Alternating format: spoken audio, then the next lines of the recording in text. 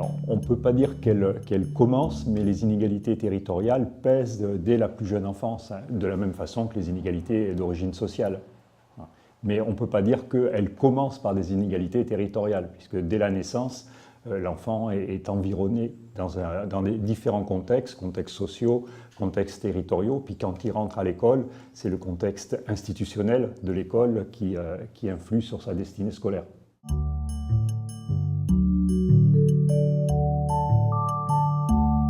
Les résultats que nous avons obtenus montrent que les élèves de l'école rurale réussissent plutôt un petit peu mieux, notamment en mathématiques et en français, surtout en mathématiques, que la moyenne des élèves français. Donc, ce n'est pas une mauvaise école de mauvaise qualité. Et par ailleurs, il y a des pratiques spécifiques, pédagogiques spécifiques que l'on rencontre dans l'école rurale, qu'on rencontre aussi dans l'école urbaine, mais de façon épisodique, alors que dans l'école rurale, on les rencontre de façon systématique.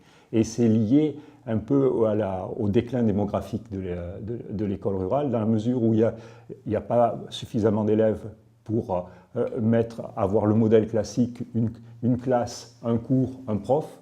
On met plusieurs cours dans la même classe avec le même prof. Donc ils sont obligés d'inventer d'autres formes pédagogiques.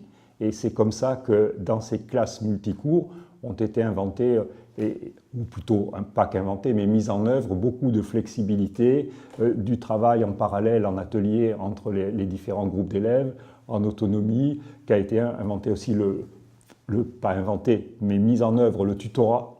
Le tutorat non pas entre les bons et les mauvais d'un même niveau, mais entre les petits et les grands, ce qui légitime le fait que les grands aident les petits, ce qui ne pose pas de problème, etc., etc. La position de l'enseignant donc est moins magistrale, elle est plus accompagnatrice. Et ça se voit aussi dans l'organisation de la salle de classe, c'est-à-dire qu'au lieu de trouver le bureau de l'enseignant sur une estrade à côté du tableau et face aux élèves, on trouve souvent le bureau de l'enseignant au fond de la classe, et parfois il n'y a même pas de bureau d'enseignant.